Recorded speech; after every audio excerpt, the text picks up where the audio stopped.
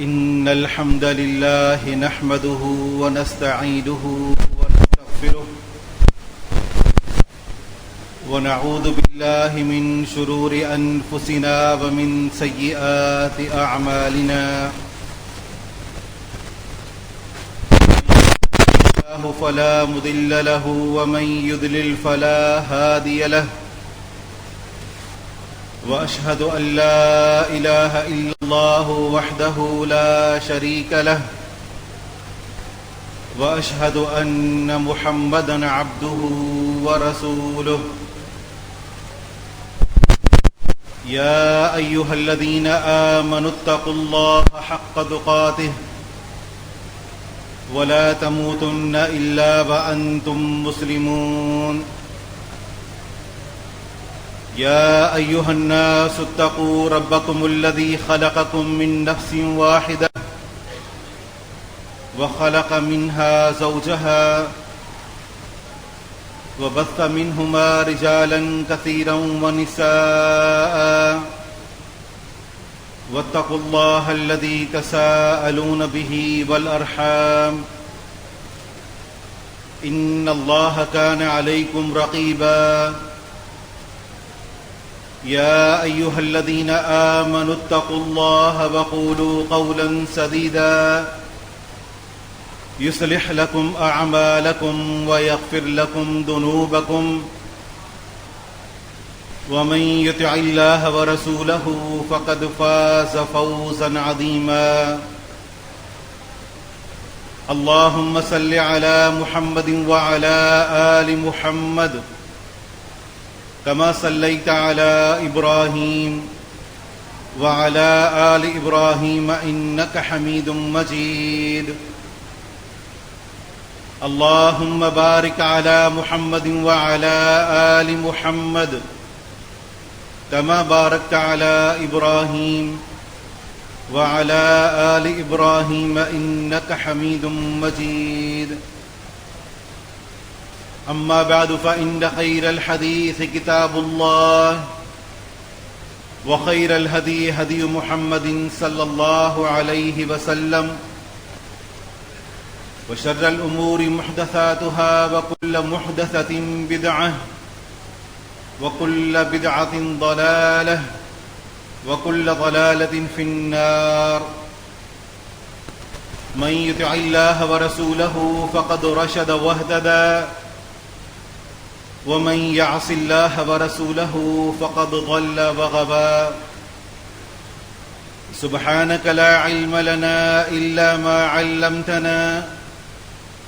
إنك أنت العليم الحكيم رب اشرح لي صدري ويسر لي أمري واحلل عقدة من لساني يفقه قولي ربي زدني علما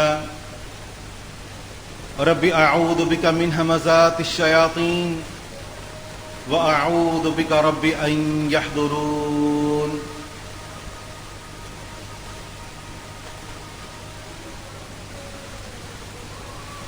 اللہ رب العالمین کا ہم پر یہ بہت بڑا احسان ہے کہ اللہ رب العالمین نے ہمیں ہماری زندگیوں میں ایک مرتبہ پھر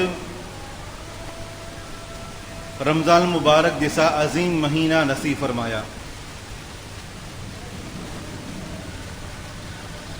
یوں تو سال کے 12 مہینے اللہ تعالیٰ کی عبادت کے لیے ہیں، لیکن اللہ رب العالمین نے رمضان المبارک کو جو دیگر مہینوں پر فوقیت عطا فرمائی ہے وہ کسی اور مہینے کو حاصل نہیں ہے۔ رمضان المبارک کی فضیلت کی بہت ساری وجوہات ہیں، مثلا یہ کہ رمضان المبارک کا مہینہ رحمتوں کا مہینہ ہے۔ اس ماہ مقدس میں اللہ رب العالمین کی رحمتیں اپنے عروج پر ہوتی ہیں۔ یہ مہینہ نزول قرآن کا مہینہ ہے۔ اور اس مہینے میں کی گئی عبادتوں کی فضیلت اور اس کا اجر و ثواب دیگر مہینوں کے اندر کی گئی عبادتوں سے بڑھ جاتا ہے، لیکن اس ماہ مقدس کی سب سے بڑی فضیلت اور اس ماہ مقدس کا جو سب سے بڑا پیغام ہے وہ یہ کہ اللہ رب العالمین نے بندوں کے لیے ایسا ماحول بنایا کہ بندے اپنے آپ کو، اپنی گردنوں کو جہنم کی آگ سے آزاد کر لیں۔ یہ اس ماہ مقدس کا بنیادی مقصد ہے۔ اللہ رب العالمین نے انسان کو مکمل ماحول فراہم کیا، سرکش شیطانوں کو جکڑ دیا۔ اللہ رب العالمین نے جنت کے دروازوں کو کھول دیا، جہنم کے دروازوں کو بند کر دیا کہ کسی طرح میرے بندے جہنم کی آگ سے بچ جائیں، کیونکہ انسان کی جو یہ کھال ہے یہ جہنم کی آگ کو برداشت نہیں کر سکتی۔ سورج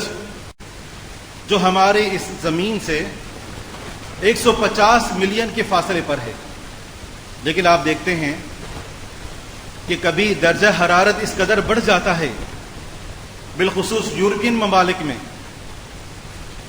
کہ زمین کے اوپر موجود چیزیں پگھلنے لگتی ہیں۔ ہم جو آگ عموماً استعمال کرتے ہیں، زیادہ سے زیادہ درجہ حرارت جو اس کا ریکارڈ کیا گیا ہے وہ 400 فارنہائٹ سے کچھ اوپر ہے، اور آپ جانتے ہیں کہ اس روئے زمین پر جو سب سے زیادہ تپش اگر کسی چیز کے اندر پائی جاتی ہے تو وہ ایٹمی ہتھیاروں کے اندر ہے۔ 1945 کے اندر جب امریکہ نے ناگاساکی اور ہیروشیما پر بم برسائے تھے تو ان کا جو درجہ حرارت ریکارڈ کیا گیا وہ 3 لاکھ تک تھا۔ آپ نے اگر خبریں پڑھی ہوں یا سنی ہوں تو بلڈنگیں کھڑی تھیں اور جلے ہوئے کاغذ کی طرح ڈھیر ہو گئی۔ تو یہ اس دنیا کی آگ کا عالم ہے۔ ذرا سوچئے کہ اس جہنم کی آگ کا کیا عالم ہوگا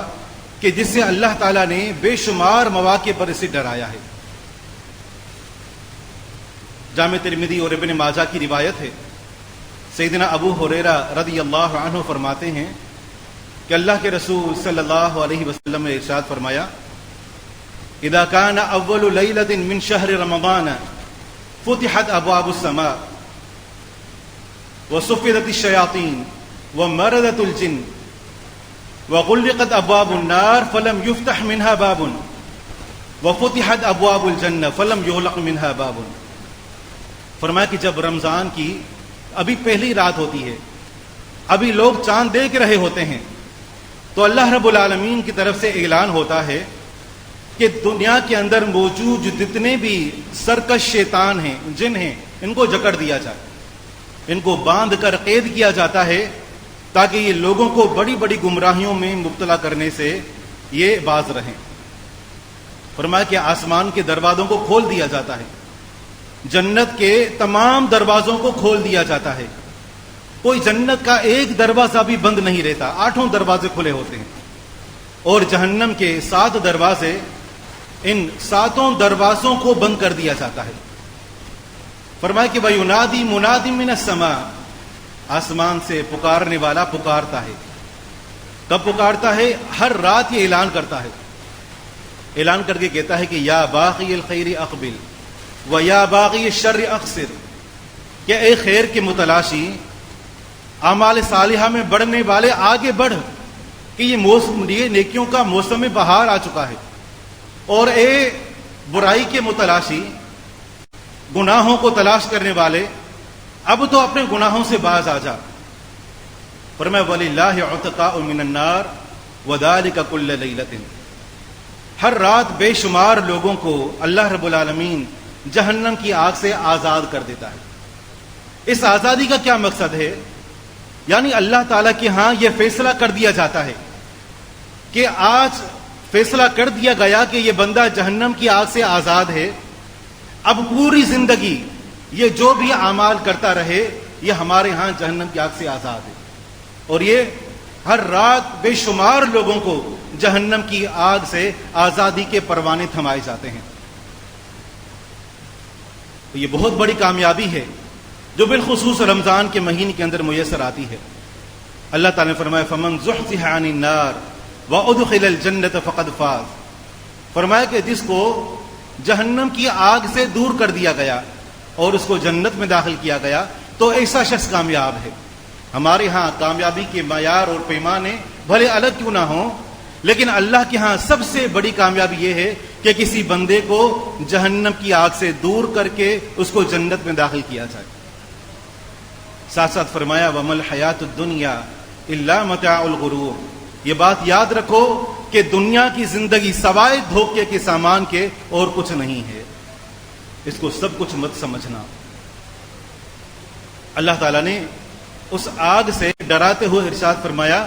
کہ یا ایھا الذین آمنوا قوا انفسکم واہلیکم نارا، کہ اے اہل ایمان تم اپنے آپ کو اور اپنے گھر والوں کو جہنم کی آگ سے بچاؤ۔ صرف اپنی فکر نہیں کرنی بلکہ اپنے اہل خانہ، اپنے زیر کفالت اپنے بیوی بچے، ان کو بھی اپنے آپ کو اور ان کو جہنم کی آگ سے بچاؤ۔ اس جہنم کی ہولناکی کا عالم یہ ہے کہ وقودها الناس والحجارہ،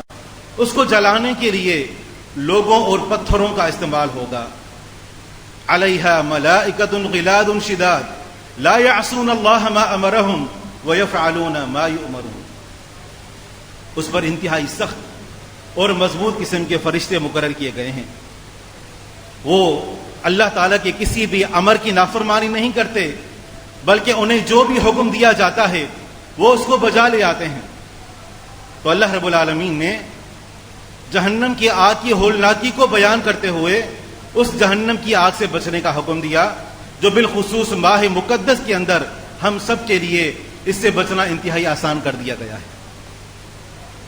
مسند احمد کی روایت ہے، سیدنا انس رضی اللہ عنہ فرماتے ہیں کہ اللہ کے رسول صلی اللہ علیہ وسلم جب معراج کی رات پر گئے، جنت کے نظارے دیکھے، جہنم کے نظارے دیکھے، فرشتوں سے ملاقاتیں کی، مختلف قسم کی سزاؤں کے مناظر دیکھے، آپ علیہ الصلوۃ والسلام نے ایک بات نوٹ کی کہ اس پورے سفر میں جبرائیل علیہ السلام ساتھ تھے، محسوس کیا کہ میکائیل علیہ السلام وہ ہنسنا تو دور کی بات ہے، مسکرا کر بات تک نہیں کر رہے۔ آپ علیہ الصلوۃ والسلام نے جبریل علیہ السلام سے کہا کہ یا جبریل مالی لا ارى میکائیل ضاحکا قط، کہ جبریل آخر کیا وجہ ہے کہ میں نے اس پورے سفر میں میکائیل علیہ السلام کو ایک مرتبہ بھی ہنستے ہوئے نہیں دیکھا۔ جبریل علیہ السلام نے کہا کہ ان میکائیل لم يضحك منذ ان خلق اللہ النار، فرمایا کہ محمد صلی اللہ علیہ وسلم بات یہ ہے کہ جب سے اللہ تعالیٰ نے جہنم کو پیدا کیا ہے میکائیل علیہ السلام سے ہنسی غائب ہو گئی ہے، کہ کہیں ایسا نہ ہو کہ اللہ تبارک و تعالیٰ ان کی کسی بات پر ناراض ہو کر اور ان کو جہنم کی آگ میں جھونک دے۔ یہ فرشتوں کے خوف کا عالم ہے۔ رسول اللہ صلی اللہ علیہ وسلم نے فرمایا کہ فرشتوں کا تو عالم یہ ہے کہ کچھ فرشتوں کو اللہ تعالیٰ نے پیدا کیا، پیدا ہوتے ہی وہ رکوع کی حالت میں چلے گئے اور قیامت کے دن تک وہ رکوع سے اپنا سر اوپر نہیں اٹھائیں گے، اور کچھ فرشتے ایسے ہیں کہ جن کو اللہ تعالیٰ نے پیدا کیا، پیدا ہوتے ہی وہ سجدے کے اندر گر گئے، اور فرمایا کہ قیامت کی صبح تک وہ اپنے سر کو سجدے سے نہیں اٹھائیں گے۔ جب قیامت کا دن ہوگا اللہ تعالیٰ کی طرف سے ان کو اجازت ملے گی، پیدائش کے بعد پہلی مرتبہ جب اپنا سر اٹھائیں گے اور نظر ان کی اللہ تعالیٰ کے چہرے پر پڑے گی، قیامت کے دن کی ہولناکیوں کو اور جہنم کی بھڑکتی ہوئی آگ کو دیکھ کر وہ کہیں گے کہ سبحانک ما عبدناک حق عبادتک، کہ یا اللہ تو پاک ہے، جیسی تیری عبادت کرنی چاہیے تھی اس عبادت کا ہم نے حق ادا نہیں کیا۔ حالانکہ انہوں نے پیدائش سے لے کر اس وقت قیامت تک اپنی پوری زندگی اللہ تعالیٰ کی عبادت میں بسر کر دی کہ وہ قیامت کے دن کی ہولناکیوں کو دیکھ کر اپنی عبادت کو حقیر سمجھیں گے۔ ذرا اندازہ لگائیں کہ ہمارے پاس کون سا ذخیرہ ہے کہ جس کے بعد ہم مکمل طور پر مطمئن اور بے فکر ہو کر گھومتے پھرتے ہیں۔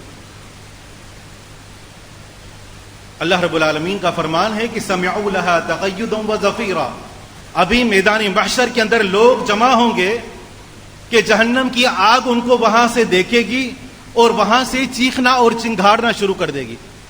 حافظ ابن کثیر رحمہ اللہ نے عبید بن عمیر عظیم تابعی ہیں، اس آیت کریمہ کی تفسیر میں ان کا قول نقل کیا ہے۔ فرماتے ہیں کہ لا یبقى ملک مقرب ولا نبی مرسل الا خر لوجهه ساجدا ترتعد فرائسه۔ فرماتے ہیں کہ جب جہنم کا چیخنا چلانا، جہنم جب جھرجھری لے گی، اس کی جو آواز لوگ سنیں گے، تو فرمایا کہ اس کے بعد ہر مقرب فرشتہ اور ہر نبی رسول اللہ تعالیٰ کے سامنے سجدہ ریز ہو جائیں گے۔ فرمایا کہ حتیٰ ان ابراہیم علیہ السلام لا یجثو علی رکبتہ یقول رب لا اسألک اليوم الا نفسی، یہاں تک کہ اللہ تعالیٰ کے خلیل سیدنا ابراہیم علیہ السلام اللہ تعالیٰ کے سامنے گھٹنوں کے بل گر پڑیں گے، اللہ تعالیٰ سے یہ دعا کریں گے کہ میرے پروردگار آج میں تجھ سے ایک ہی سوال کرتا ہوں کہ کسی طرح آج تو مجھے بچا لے۔ تو یہ فرشتوں اور انبیاء کی اس دن کی ہیبت کا یہ عالم ہوگا۔ صحیح مسلم کی حدیث ہے، سیدنا ابو سعید خدری رضی اللہ عنہ حدیث کے راوی ہیں، فرماتے ہیں کہ اللہ کے رسول صلی اللہ علیہ وسلم نے فرمایا کہ جب قیامت کا دن ہوگا اللہ تعالیٰ پکارے گا، فرمائے گا کہ یا آدم فیقول لبیک وسعدی، اللہ تعالیٰ فرمائے گا کہ آدم علیہ السلام عرض کریں گے کہ یا اللہ میں حاضر ہوں۔ اللہ تعالیٰ فرمائے گا کہ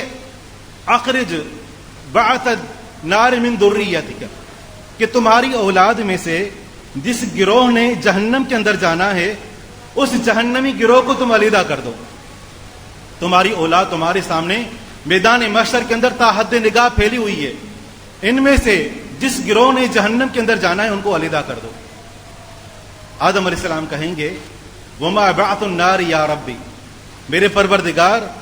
جہنم میں جانے والا گروہ کتنا ہے، میری اولاد میں سے کتنے افراد جنت میں جائیں گے، کتنے افراد جہنم میں جائیں گے۔ آپ علیہ الصلوۃ والسلام نے فرمایا کہ اللہ تعالیٰ فرمائے گا من کل 1999، آدم تمہاری اولاد میں سے ہر 1000 میں سے 999 افراد جہنم میں جائیں گے اور صرف ایک فرد 1000 میں سے جنت کے اندر جائے گا۔ آپ علیہ الصلوۃ والسلام نے فرمایا کہ فداک حین یشیب الصغیر، اللہ تعالیٰ کی طرف سے یہ فیصلہ اس قدر ہولناک ہوگا کہ معصوم دودھ پیتے بچے اس فیصلے کی ہولناکی کو سن کر بوڑھے ہو جائیں گے، حالانکہ ان کو کوئی سمجھ نہیں ہے، وہ مکلف نہیں ہے، لیکن اس دن کے اس فیصلے سے بچے بوڑھے ہو جائیں گے۔ وَتَدَعُ كُلُّ ذَاتِ حَمْلٍ حَمْلَهَا، فرمایا کہ جو عورتیں حمل کی حالت میں فوت ہو چکی، قیامت کے دن جب وہ اٹھیں گی تو وہ اپنے حمل کی حالت میں ہوں گی، لیکن جب اللہ کی طرف سے یہ فیصلہ آئے گا تو ان کا حمل شدت غم کی وجہ سے ساقط ہو جائے گا۔ فرمایا وَتَرَى النَّاسَ سُكَارَىٰ وَمَا هُمْ بِسُكَارَىٰ وَلَكِنَّ عَذَابَ اللَّهِ شَدِيدٌ، فرمایا کہ اس وقت تم دیکھو گے کہ لوگوں پر ایک مدہوشی کا عالم طاری ہوگا، لوگوں کو دیکھ کر ایسا لگے گا کہ شاید یہ نشے میں ہیں، فرمایا کہ وہ نشے میں نہیں ہوں گے، یہ اللہ تعالیٰ کا عذاب ہوگا جو اس قدر سخت ہوگا۔ یہ صحیح مسلم کی روایت ہے۔ ذرا سوچیں کہ اس ماہ مقدس کے آنے کے بعد ہم اس حوالے سے کتنی کوشش کر رہے ہیں، کتنی محنت کر رہے ہیں اور کتنی دعائیں کر کے اپنی گردنوں کو جہنم کی آزادی سے آزاد کروانے کا ہم نے پروگرام بنایا ہے۔ جامع ترمذی کی روایت ہے، صحابی رسول سیدنا ابو ذر رضی اللہ عنہ فرماتے ہیں کہ رسول اللہ صلی اللہ علیہ وسلم کا اس جہنم سے ڈر اور خوف کا یہ عالم تھا کہ فرمایا کرتے تھے کہ انی ارا ما لا ترون واسمع ما لا تسمعون، لوگوں میں ایسی چیزیں دیکھتا ہوں جو تمہیں نظر نہیں آتی، میں ایسی چیزیں سن رہا ہوں، ایسی آوازیں مجھے آ رہی ہیں جو تمہیں سنائی نہیں دیتی۔ اطبت السماء وحق لها ان تؤطر، فرمایا کہ آسمان سے چرچرانے کی آوازیں آ رہی ہیں، اور یہ آسمان کا حق ہے کہ اس سے یہ آوازیں آئیں. آسمان سے بوجھ کی وجہ سے چرچراہٹ کی آواز آ رہی ہے. فرمایا کہ ما فیہا موضع 4 اصابع الا وملک واضع جبہتہ ساجدا للہ. 7 آسمانوں میں ایک بالش کے برابر بھی جگہ خالی نہیں ہے مگر وہاں کوئی نہ کوئی فرشتہ موجود ہے، اللہ تعالیٰ کے سامنے سجدہ ریز ہے، اللہ تعالیٰ کی عبادت کے اندر مصروف ہے. آگے فرمایا واللہ لو تعلمون ما اعلم لضحکتم قلیلا ولبکیتم کثیرا وما تلذذتم بالنساء علی الفرش ولخرجتم الى السعودات تجارون الى اللہ. فرمایا کہ اللہ کی قسم اگر وہ باتیں جان لو جو میں جانتا ہوں تو تمہاری ہنسیاں غائب ہو جائیں گی، تم بہت کم ہنسو گے اور بہت زیادہ رو گے. اگر تمہیں وہ باتیں معلوم ہو جائیں جو میں جانتا ہوں تو تم اپنی بیویوں سے بستروں پر لذت لینا چھوڑ دو گے. فرمایا کہ تم جنگلوں اور بیابانوں اور چٹیل میدانوں کی طرف نکل جاؤ گے، گڑ گڑا کر اپنی زندگی بسر کر کے اللہ تعالیٰ سے معافیاں طلب کرو گے اگر تمہیں وہ باتیں معلوم ہو جائیں جو مجھے معلوم ہے. یہ آپ علیہ الصلوۃ والسلام کے خوف کا عالم تھا. یہی نصوص ہیں کہ جو صحابہ کرام کے سامنے تھیں، ان کا ایمان بالغیب تھا جو ان کو جھنجھوڑ کر رکھا کرتا تھا. ابن ابی دنیا رحمہ اللہ نے صحابی رسول سیدنا حذیفہ بن یمان رضی اللہ عنہ کی ایک روایت نقل کی ہے. فرماتے ہیں کہ کان شاب علی عہد النبی صلی اللہ علیہ وسلم یبکی عند ذکر النار حتی حبسہ ذلک فی البیت. نبی علیہ الصلوۃ والسلام جب کبھی صحابہ کرام کو نصیحت کیا کرتے تھے، جنت جہنم کا تذکرہ ہوتا تو ایک صحابی تھے، نوجوان تھے، لیکن جنت اور جہنم کے تذکرے کو سن کر زاروں قطار رونے لگ جایا کرتے تھے، حتیٰ کہ اس قدر روتے کہ وہ بیمار پڑ گئے. آپ علیہ الصلوۃ والسلام نے جب اس کو نہیں دیکھا پوچھا، آپ کو بتایا گیا. آپ علیہ الصلوۃ والسلام اس کی عیادت کرنے کے لیے اس کے گھر پہنچے. دیکھا انتہائی کمزوری کا عالم ہے. جب اس نوجوان کی نظر آپ علیہ الصلوۃ والسلام پر پڑی، قام وعتنکہ وخر میتا. نوجوان اپنی جگہ سے اٹھ کھڑا ہوا، آپ علیہ الصلوۃ والسلام آگے بڑھے، اس کو اپنے سینے سے لگایا، اور جیسے ہی اس کو اپنے سینے سے لگایا آپ علیہ الصلوۃ والسلام کے مبارک ہاتھوں میں اس کی روح پرواز کر گئی. آپ کو معلوم نہیں ہوا، آپ نے اپنے ہاتھوں کو چھوڑا، اپنے ہاتھوں کو کھولا، اس کی لاش نیچے گر پڑی. آپ علیہ الصلوۃ والسلام نے صحابہ کرام کو مخاطب کر کے فرمایا کہ جہزوا صاحبکم، جاؤ جا کر اپنے ساتھی کے لیے قبر اور کفن کا بندوبست کرو. فإن الفرق بین النار فلد کبدہ. رسالت کی زبان سے گواہی دی کہ جہنم کی آگ کے خوف نے اس صحابی کے دل کو پھاڑ دیا ہے. پھر آگے فرمایا لقد اعاذہ اللہ منہا، اس کے اس خوف کی وجہ سے اللہ تعالیٰ نے اس کو جہنم کی آگ سے آزاد کر دیا. پھر فرمایا کہ فمن رجا شیئا طلبہ ومن ہرب شیئا ہرب منہ. اگر کوئی انسان کسی چیز کو حاصل کرنا چاہے، اس کا سچا طلبگار ہو تو حاصل کر کے رہتا ہے، اور اگر کسی چیز سے بچنا چاہے تو بچ کر رہتا ہے. یہ اپنی طلب کے اندر سچا تھا، جنت کا متلاشی تھا، جہنم سے بچنا چاہتا تھا، جو چاہتا تھا اللہ تعالیٰ نے اس کو وہ چیز عطا کر دی. امیر المؤمنین سیدنا عمر بن خطاب رضی اللہ عنہ کے بارے میں آتا ہے کہ کان فی وجہہ خطان اسودان من البکاء. اس قدر زارو قطار روتے، اور رونے کا یہ عالم تھا کہ کثرت سے رونے کی وجہ سے ان کی آنکھوں پر، ان کی آنکھوں کے نیچے 2 سیاہ گڑھے پڑ چکے تھے، اور ان کی آنکھوں کا نچلا حصہ ایسے تھا جیسے پرانا اور بوسیدہ تسمہ ہوا کرتا ہے. ان کی خواہش پر قرآن نازل ہوتا، جبکہ اللہ تعالیٰ کے خوف کا یہ عالم تھا کہ جہنم سے اس قدر ڈرا کرتے تھے کہ فرمایا کرتے تھے لو نادى مناد من السماء ایھا الناس انکم کلکم داخلون الجنة الا رجلا واحدا لرجوت ان اكون انا هو. ولو نادى مناد من السماء ایھا الناس انکم کلکم داخلون الجنة الا رجلا واحدا لخشیت ان اكون انا هو. اگر ایسا ہو، فرمایا کرتے تھے اگر ایسا ہو، آسمان سے کوئی پکارنے والا پکارے آدم علیہ السلام کی تمام اولاد جہنم میں جائے گی سوائے ایک شخص کے، تو فرماتے ہیں مجھے امید ہے کہ شاید ایک شخص وہ میں ہوں گا، مجھے اپنے رب سے اتنی امید ہے۔ اور اگر ایسا ہو کہ اعلان ہو کہ آدم علیہ السلام کی پوری اولاد جنت میں جائے گی، صرف ایک شخص جہنم میں جائے گا، تو فرماتے ہیں کہ مجھے ڈر ہے کہ کہیں وہ ایک شخص میں نہ ہوں۔ آدھی دنیا کے فاتح مسجد نبی میں فجر کی نماز ادا کر رہے ہیں، ابو لولو مجوسی نے آگے بڑھ کر حملہ کر دیا، پیٹ شق ہو گیا۔ عبد الرحمن بن عوف رضی اللہ عنہ آگے بڑھے، نماز مکمل کروائی، ان کو اٹھا کر گھر لے آیا گیا۔ صحابہ کرام عیادت کے لیے آ رہے ہیں، خوشخبریاں دے رہے ہیں، مطمئن کر رہے ہیں۔ عمر بن خطاب رضی اللہ عنہ نے کہا کہ طبیب کو بلاؤ۔ حکیم آیا، اس نے آ کر پہلے ستو پلایا، ستو وہ باہر آ چکا تھا، اس نے دودھ پلایا، جب دودھ پلایا تو دیکھا کہ خون اس کے اندر موجود ہے اور وہ انتڑیوں سے باہر نکل رہا ہے۔ حکیم نے بھی ہاتھ کھڑے کر دیے کہ امیر المؤمنین وصیت کیجئے، آپ کے آخری لمحات شروع ہو چکے ہیں، آپ اللہ تعالیٰ کے پاس جانے والے ہیں۔ انہوں نے کیا کیا؟ ان کا سر اپنے بیٹے عبداللہ بن عمر رضی اللہ عنہ کی ران پر رکھا ہوا تھا، کہنے لگے کہ بیٹے میرے سر کو اپنی ران سے نیچے اتار دو۔ کہنے لگے کہ ابا جان کیا فرق پڑتا ہے کہ آپ کا سر میری ران پر ہو یا مٹی پر ہو؟ کہنے لگے کہ تمہارے لیے ہلاکت ہو، میرا سر زمین پر رکھو تاکہ میرا سر مٹی پر پڑ کر خاک آلود ہو اور اللہ تعالیٰ مجھے اس خاک آلود ہونے کی حالت میں دیکھے، اللہ تعالیٰ کو میری حال پر رحم آ جائے اور اللہ تعالیٰ مجھے معاف کر دے۔ پھر کہنے لگے کہ ویلی وویل لأمی ان لم یرحمنی ربی، عمر کے لیے ہلاکت ہو، عمر کی ماں کے لیے ہلاکت ہو کہ اگر عمر کے رب نے عمر پر رحم نہیں کیا۔ ذرا سوچیں کہ ہمارے دلوں کے اوپر کس قدر گناہوں کی آلودگی کی وجہ سے زنگ لگ چکا ہے کہ ہم نصوص کو سنتے ہیں، یہی قرآن ہم سنتے ہیں، جبکہ ہمارے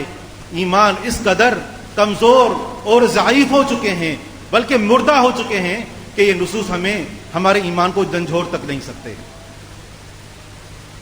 اس قدر بے فکری اور بے خوفی کا عالم ہے۔ عمر بن خطاب رضی اللہ عنہ مدینہ منورہ کی کچی گلیوں میں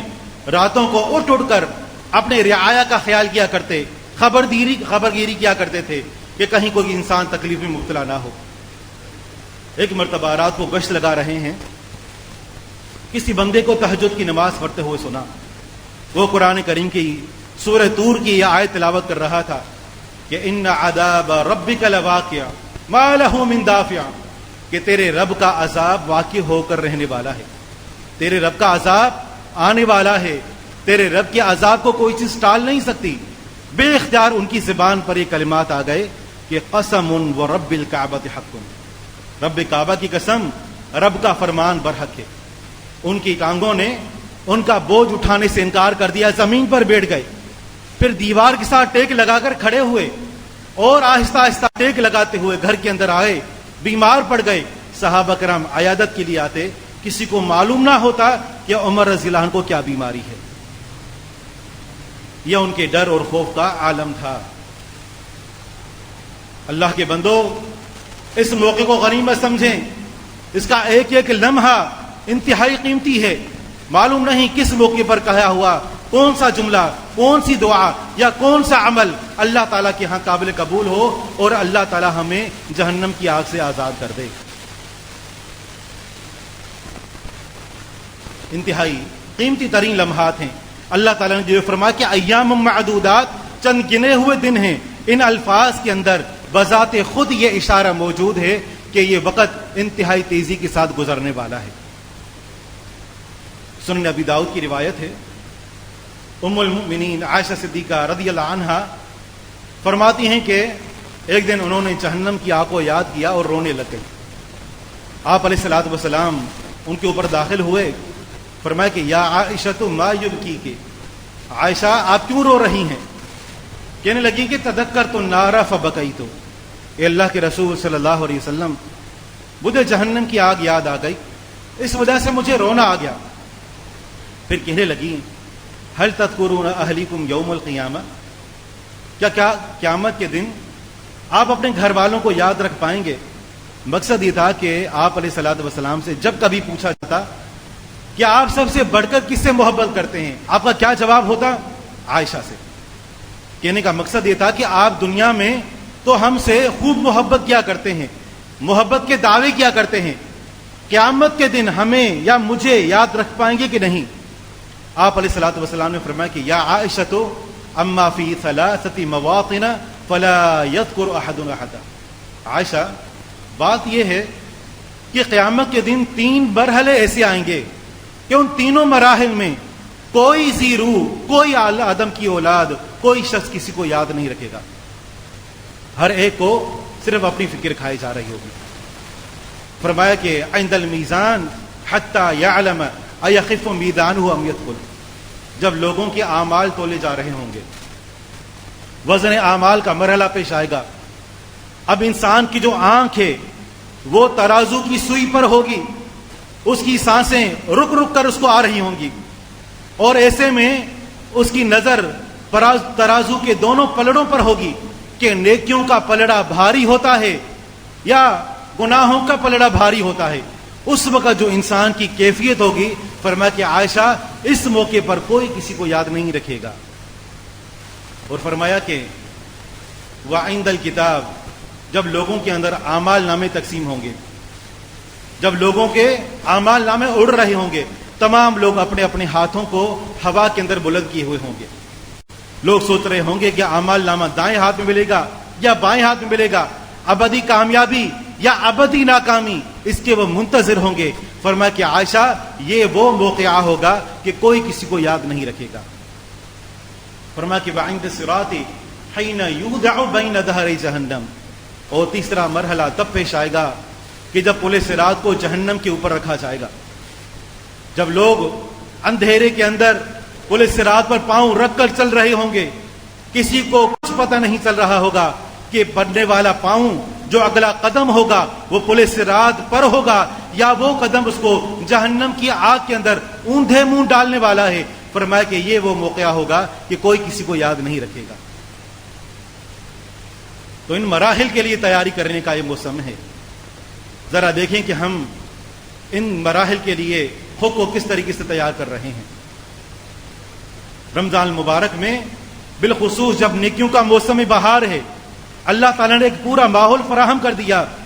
تو اس ماہ مقدس کے اندر ہم اپنی تربیت کر کے خود کو جہنم کی آگ سے بچا سکتے ہیں۔ تو جہنم کی آگ سے آزادی کے کیا اسباب ہیں؟ سب سے پہلا سبب کلمہ توحید اور اخلاص ہے، بالخصوص شرک اکبر اور شرک اصغر سے اجتناب۔ یہ وہ عمل ہے کہ جو انسان کو جہنم کی آگ سے آزاد کرنے والا ہے۔ اس مہینے میں ہم جتنی بھی عبادت کریں، ہر عبادت کے پیچھے مقصد اللہ تعالیٰ کو راضی کرنا ہو۔ بس اوقات آپ لوگوں کو دیکھتے ہیں کہ وہ عبادتیں تو کر رہے ہوتے ہیں، لیکن ان کی سوچ یہ ہوتی ہے کہ اگر یہ عبادت نہ کی تو لوگ کیا کہیں گے، اگر روزہ نہ رکھا کتنا معیوب ہے، اگر تراویح کے اندر شامل نہ ہوا تو کس قدر اس کو معیوب تصور کیا جائے گا، زکوٰۃ دینا ضروری ہے وگرنہ لوگ سوال اٹھائیں گے۔ تو بسا اوقات انسان لوگوں کو دکھانے کے لیے نیکی کر رہا ہوتا ہے، جو کہ شرک اصغر ہے اور ان اعمال کا کوئی فائدہ نہیں۔ تو اگر جہنم کی آگ سے بچنا چاہتے ہو تو شرک اکبر اور شرک اصغر ہر طرح کے شرک سے اجتناب لازم ہے۔ صحیح بخاری کی روایت ہے، آپ علیہ الصلوۃ والسلام نے فرمایا کہ من صام رمضان ایمانا واحتسابا غفر له ما تقدم من ذنبه ومن قام ليلة القدر ایمانا واحتسابا غفر له ما تقدم من ذنبه وفي رواية من قام رمضان ایمانا واحتسابا غفر له ما تقدم من ذنبه۔ اگر کوئی شخص رمضان میں روزے رکھتا ہے ایمان کی حالت میں، اللہ تعالیٰ سے اجر لینے کے لیے نیت خالص ہو، اسی طرح اگر ایک شخص لیلۃ القدر کا قیام کرتا ہے ایمان کی حالت میں اللہ تعالیٰ سے اجر لینے کے لیے، اگر کوئی شخص راتوں کو قیام کرتا ہے، تراویح کا اہتمام کرتا ہے ایمان کی حالت میں اللہ تعالیٰ سے اجر لینے کے لیے، تو فرمایا کہ اس آدمی کے تمام تر پچھلے گناہوں کو معاف کر دیا جاتا ہے۔ تو یہ گناہوں کو بخشوانے کا موسم ہے، ان مواقع سے فائدہ اٹھائیں اور اعمال کرتے ہوئے اپنی نیت کو ہمیشہ خالص رکھیں۔ دوسرے نمبر پر پرہیزگاری یہ وہ عمل ہے کہ جو انسان کو دنیا اور آخرت کے اندر کامیاب کرنے والا ہے، اور روزے کا مقصد بھی پرہیزگاری کا حصول ہے۔ اللہ تعالی نے فرمایا یا ایھا الذین آمنوا کتب علیکم الصیام کما کتب علی الذین من قبلکم لعلکم تتقون، اے اہل ایمان تم پر روزے فرض کیے گئے ہیں جس طرح تم سے پہلے لوگوں پر روزے فرض کیے گئے تھے۔ روزہ رکھنے کا مقصد کیا ہے؟ لعلکم تتقون، تاکہ تمہارے اندر پرہیزگاری پیدا ہو، جس کا معنی یہ کہ اگر کوئی انسان روزہ تو رکھتا ہے لیکن روزہ رکھنے کے باوجود وہ سارے کام جو روزہ رکھنے کے بغیر کیا کرتا تھا وہی کام جاری ہیں، تو مانا اس کی اندر پرہیزگاری پیدا نہیں ہوئی، اور جو پرہیزگاری پیدا نہیں ہوئی تو اس کے اس عمل کا اس کو کوئی فائدہ نہیں پہنچے گا۔ روزہ رکھنے سے پہلے بھی جھوٹ بولنا، فراڈ کرنا، دھوکہ کرنا، ملاوٹ کرنا، گالیاں دینا، بد زبانی کرنا، بد نظری کرنا، اور گانے اور موسیقی سننا، حرام کاروبار، حرام لین دین جو روزہ رکھنے سے پہلے جاری تھا روزہ رکھنے کے بعد بھی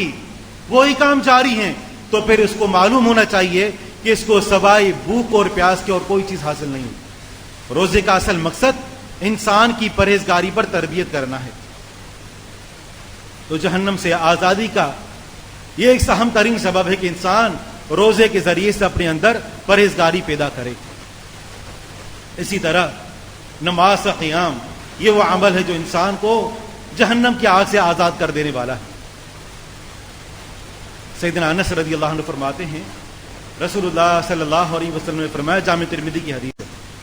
فرمایا کہ من صلی للہ 40 یوما فی جماعت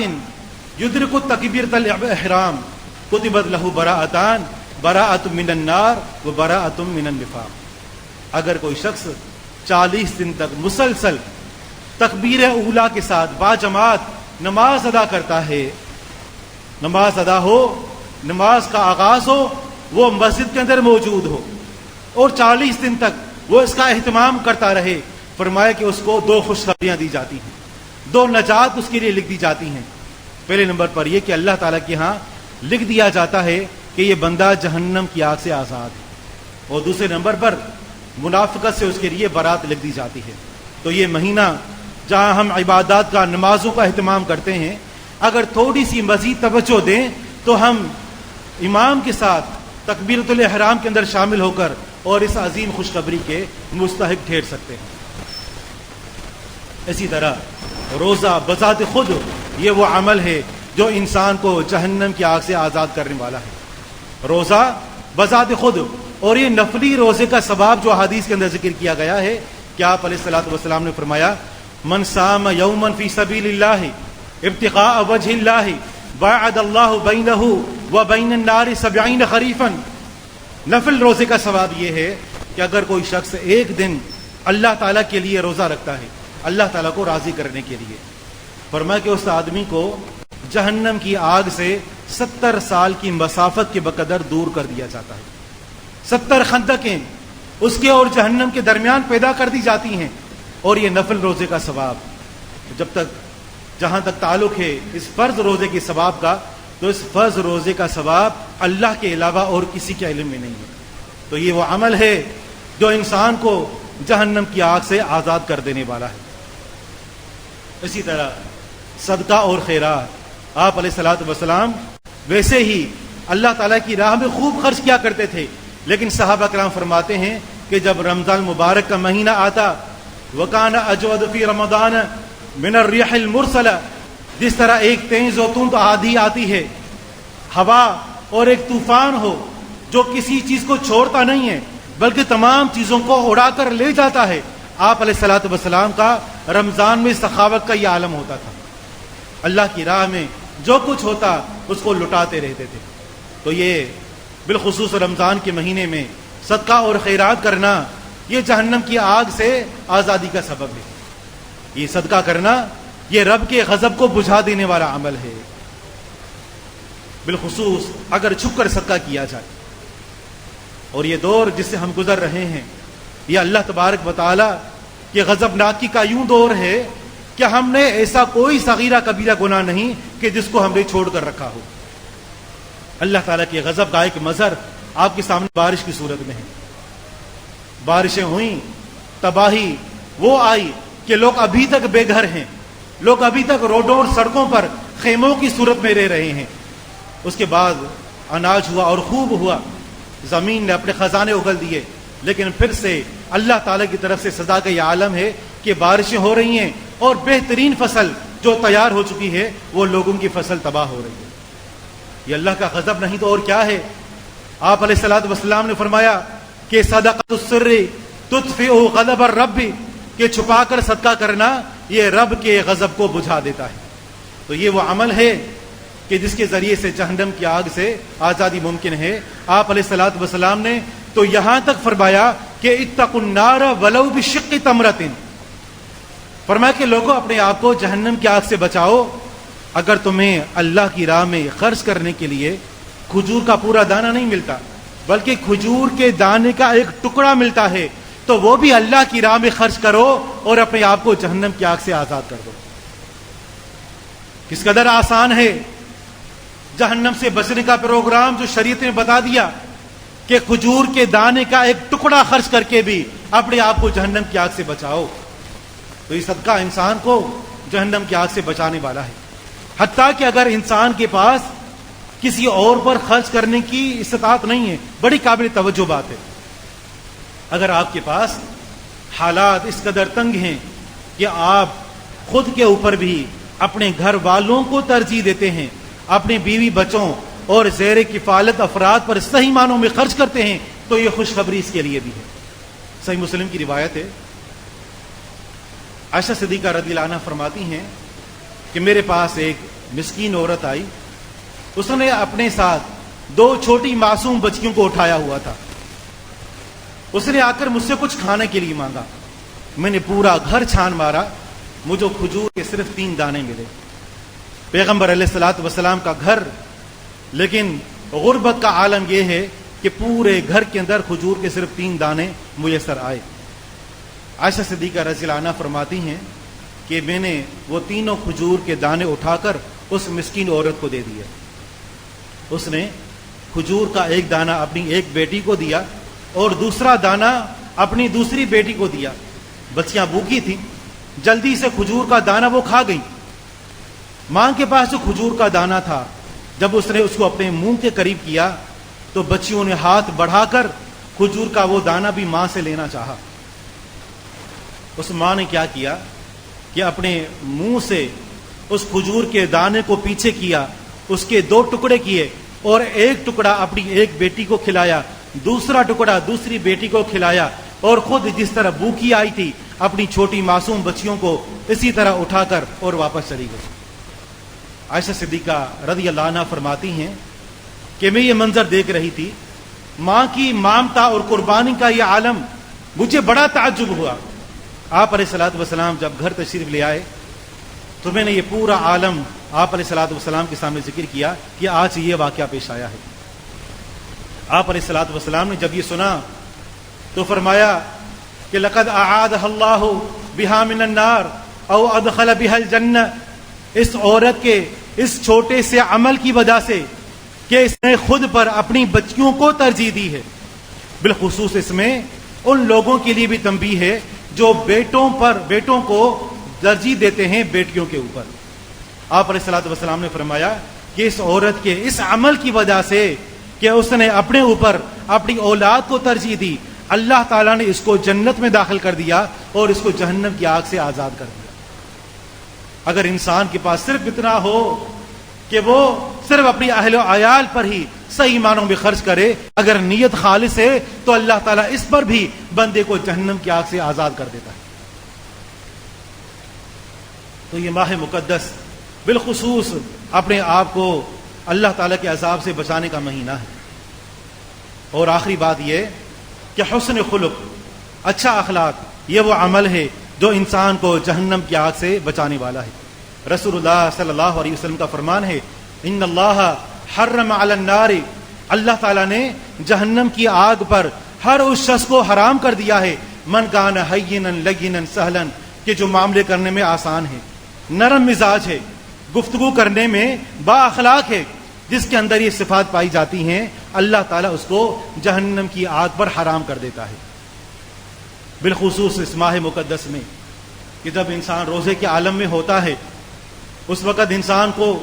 غصہ بہت جلدی آ جاتا ہے، انسان بد اخلاقی اور بد زبانی پر بہت جلدی اتر آتا ہے۔ بالخصوص گھر کے اندر اگر کسی سے کوئی غلطی ہو جائے تو انسان کا غصہ آسمان کو چھونے لگتا ہے اور انسان مرنے مارنے اور بسا اوقات گالیاں دینے پر اتر آتا ہے۔ تو یہ ماہ مقدس خود کو ایک احسن اخلاق کے اندر ڈھالنے کی تربیت دیتا ہے کہ انسان روزے کے عالم میں حسن خلق کا مظاہرہ کرے۔ یہ وہ عمل ہے جو انسان کو جہنم کی آگ سے بھی بچانے والا ہے۔ تو باتیں بہت ساری ہیں عزیز دوستو، بزرگوں اور بھائیوں، اس ماہ مقدس کا جو سب سے بڑا پیغام ہے وہ یہی ہے کہ ہم اعمال صالحہ کے ذریعے سے نیکی اور تقوی کو اختیار کر کے اپنے آپ کو اور اپنے گھر والوں کو جہنم کی آگ سے بچائیں۔ اللہ رب العالمین سے دعا ہے کہ ہماری زندگیوں میں سے جو یہ ماہ مقدس گزرے تو ہماری گردنیں جہنم کی آگ سے آزاد ہو چکی ہوں، ہم اور ہمارے مسلمان بھائی، ہمارے بیوی بچے، ہمارے تمام احباب و اقربا جو بھی صحیح العقیدہ ہیں، اللہ رب العالمین ان سب سے راضی ہو چکا ہو۔ ھذا ما عندی وآخر دعوانا ان الحمد للہ رب العالمین۔